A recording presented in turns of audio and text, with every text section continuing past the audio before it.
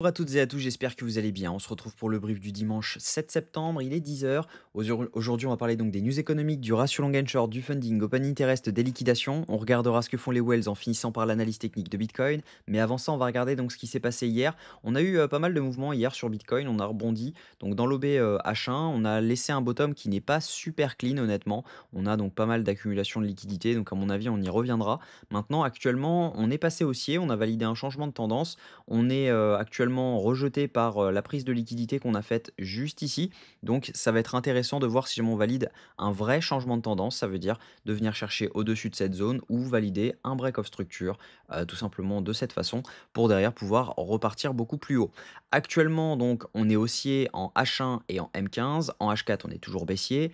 En M5 et cetera, c'est plutôt une tendance baissière, hein, clairement, même si jamais on est haussier là-dessus, on a quand même une accumulation de liquidité juste ici. Donc logiquement, on pourrait simplement avoir fait une prise de liquidité pour derrière pouvoir aller un peu plus bas. Donc ça ne serait pas forcément surprenant de venir ensuite redump là-dessus pour derrière venir clean le bottom et derrière pouvoir potentiellement rebondir. Donc ça, ce serait vraiment intéressant de faire un mouvement comme ça. Moi, pour l'instant, je priorise uniquement de rester spectateur, tout simplement, puisque le bottom pour moi n'est pas clean.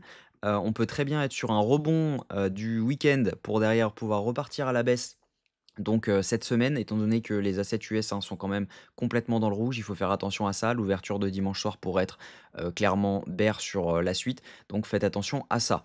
Au niveau news économique, de la semaine, on a, en news très importante, l'inflation américaine à 14h30 jeudi, en prévision donc des chiffres sur la décision de la Fed sur les taux d'intérêt, mercredi 17 septembre à 20h. Donc attendez-vous à avoir pas mal de mouvements ces 2 prochaines semaines parce qu'on est vraiment chargé niveau news. Au niveau crypto bubble, on a donc les cryptos M, WLFI, ZEC, WLD et OKB qui rebondissent plutôt pas mal. Donc ça, c'est plutôt intéressant. Il y a sans doute des scalps à prendre sur ces cryptos-là, étant donné qu'elles ont plutôt une bonne conjoncture lorsque Bitcoin a tendance à rebondir. Au niveau funding open interest, ce qu'on voit, c'est qu'on a une hausse des funding avec une hausse de l'open interest, ce qui veut dire clairement que on a des longues majoritaires qui sont en train de s'ouvrir. Ça veut dire donc qu'on a des longues qui s'ouvrent, donc des liquidations qui s'accumulent en dessous de cette zone-ci.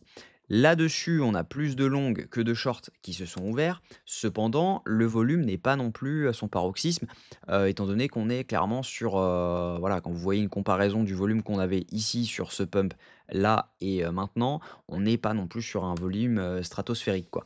Donc, au niveau crypto liquidation Max Pain, on est sur donc quasiment 52 millions à liquider sur les dernières 24 heures. En revanche, ce n'est pas non plus phénoménal. On n'a pas beaucoup de différence entre les deux.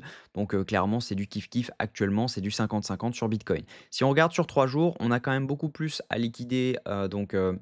Au-dessus qu'en dessous, donc autour des 113 873 on a 87 millions à venir chercher et autour des 108 983 on a 72 millions à venir chercher. Cependant, si on regarde les liquidations, on voit qu'on est donc toujours baissier dans une structure baissière et on a quand même front la zone de liquidité des 109 130 donc ça serait vraiment intéressant de venir les chercher pour ensuite avoir potentiellement un rebond. Si ensuite je me mets sur 2 semaines, c'est la même chose, on a donc beaucoup de liquidations à venir chercher au-dessus, cependant on a front run le dernier cluster qui se trouvait juste ici. Si on regarde ce que font les whales actuellement n'accumulent pas du tout. Les micro-whales commencent à racheter, c'est elles qui sont en train de propager ce mouvement. Et on vient d'avoir en direct donc un achat de whales, ça c'est vraiment intéressant, donc ça veut dire que potentiellement on a des insiders sur des mouvements à venir. Clairement au niveau technique, ce que je pense, c'est qu'on peut venir chercher un peu plus haut.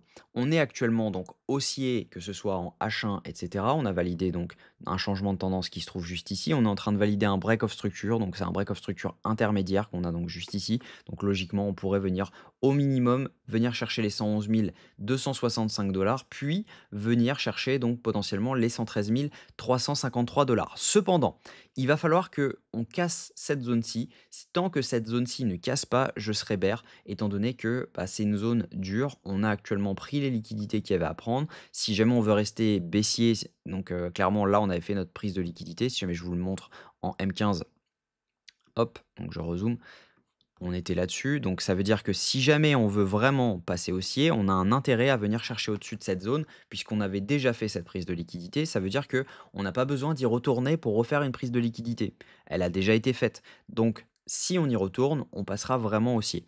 Donc ça veut dire que tant qu'on ne clôture pas au-dessus de ça, je ne passe pas haussier forcément et j'attendrai un retracement pour pouvoir potentiellement me placer en longue.